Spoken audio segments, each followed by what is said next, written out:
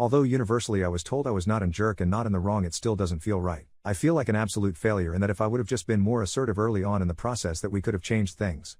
I don't think I made it clear enough how much I loved and still love her. Letting this relationship go is like saying I have to lose an arm. I haven't eaten any solid food since Sunday night. I know I have to quit drinking. Yes, I called into work again today, but right now feeling numb is better than what I feel like I have to do. Before I go over my intentions, I do want to clear up a couple of things. As I said, I wrote that while I was still very upset and hurt, so I think I was probably either not clear enough or maybe painted a couple of people in a bad light.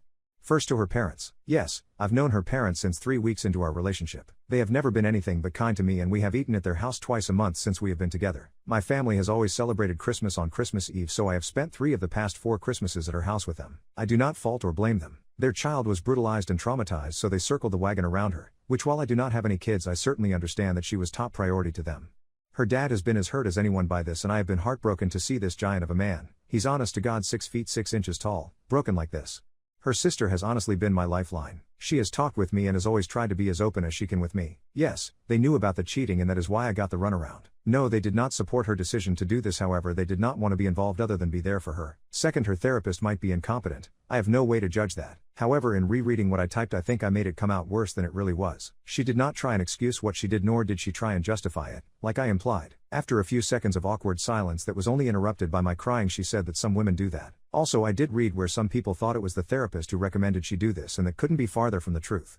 My girlfriend told her in therapy what she had done, and she is the one who convinced my girlfriend to tell me. They both agreed to do it there, so she felt safe.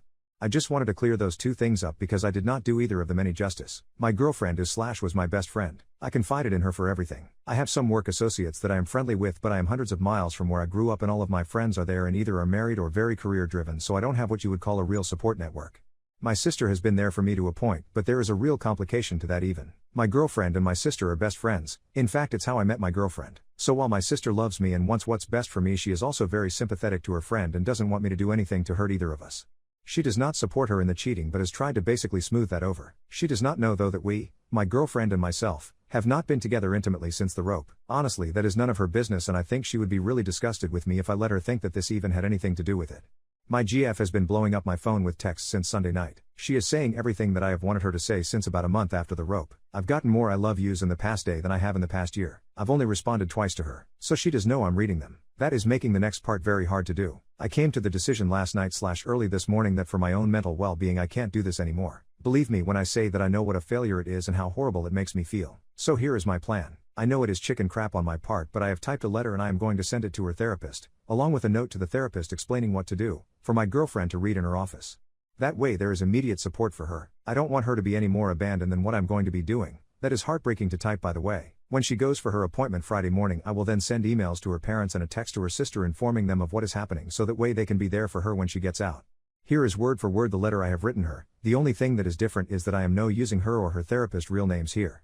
Please read it and let me know if I am out of line or if I am too cruel or if this will trigger any type of mental trauma related to her rope. I have zero intention of inflicting any more pain than what is normal with a breakup. Dear Sarah, I know that this is not the best way of doing this, but honestly, if I had to look you in the eyes, I know I could not go through with this. I have loved you since the first month we have been together, and the first 3 years of our relationship were the best 3 years of my life. You were my everything, and I know that we had both talked about marriage a lot, and I know and believe with all of my heart that we were going to be married. Nothing would have made me any more happy or proud than to be called your husband. I don't know how to say this because every fiber of my being does not want to say this, but for my own mental health going forward, I have to let you go. Believe me when I say that decision did not come easily to me, nor can I say that it is not heartbreaking on my end. I have always and still love you, but I can't be with you anymore. You need to heal, and you need to be able to 100% focus on you while you are healing, and having to worry about me and my feelings is only getting in the way of your healing. I will always hate the jerk who did this to you. He has ruined so many lives that life in prison seems a lot more appropriate than what he got. But I don't get to make that call. I know holding on to hate is not healthy, but he has ruined my life as well as yours. I know you are going to hate me for this. I don't blame you at all. I know that you feel abandoned, but please understand I have done everything in my power to be there for you. I wanted to be more involved in your healing, but for whatever reason I was somewhat excluded from being a significant part of your inner circle. This has left me feeling very lonely and alienated from you and your family. I wanted nothing but the best for you and wanted to be there for you, and I hope I was whenever you would let me. I won't lie, you seeking comfort in the arms of another while still to this day denying me any affection has weighed very heavily on me. I did then and I do now forgive you, but forgiving does not take away the soul-crushing pain that comes along with that. I understand to a point why you might have done it. I don't agree with it and I never will, but I maybe see why. However, that has nothing to do with the fact that we are 1 year and a month past your incident and you still treat me as though I did something wrong or will do something wrong to you. When you withdrew the other night from my attempt at a kiss, I knew then that you were still in need of healing, and I have no idea how long that will be. But I can't put my life on hold indefinitely, which is where we are still. I know it is very selfish of me, but I need affection. I need both mental and physical intimacy. Our conversations have been both generic and bland for the past year, which, believe me, I can understand why. But we used to spend hours talking about our future and what we wanted. Now at best we talk about what movies we want to watch. What I am doing is in no way because of what happened to you. That event was horrible and was life-changing for you, and I never ever had a second thought about you because of it. This is all about your recovery and how you have to heal. For whatever reasons you may not even know yourself, you have completely distanced yourself from me. I've tried with all of my heart to get back to you, but it is painfully apparent that I am no closer to you now than I was right after the incident.